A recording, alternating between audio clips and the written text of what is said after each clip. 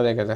వినేవాడు ఎరోడైతే చెప్పేవాడు అంత మేధావి అని చెప్పేసి విదేశాల్లో అంటే ఆఫ్రికా ఖండంలో తినడానికి దిక్కు లేకపోతానంట ఆడంట 150 రూపాయలకు కొంటాడంట బయ్యి బియ్యం. ఆ దేశపు 150 ఏమో. మన పవన్ కళ్యాణ్ గారు 80 అన్నారు, 150 చేస్తారు మరి. అసలు అక్కడ 70-80 రూపాయలకు కొనగలిగే స్తోమత ఉంటే మన సన్న బియ్యమే తీసుకెళ్ళి అమ్మచ్చు కదా. ఇక్కడ 60 రూపాయలకు సన్న బియ్యం కదా, 60-70 రూపాయలు. అక్కడ శుభ్రంగా ఇయ్యే పంపించచ్చుగా, అదెందుకు?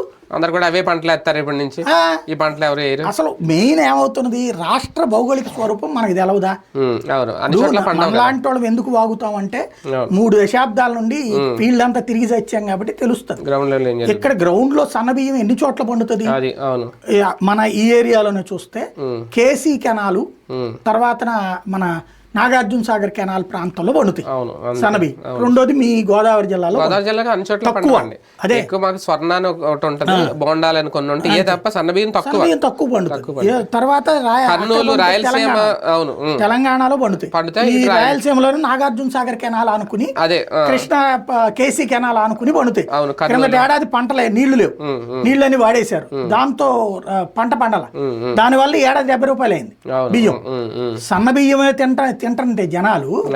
మనం ఇప్పుడు వాస్తవంగా చెప్పాలంటే మనకంటే తెలంగాణ అద్భుతంగా ఉంది. తెలంగాణలో ఆ రైసు మనకంటే ఎక్కువ పండిస్తున్నారు.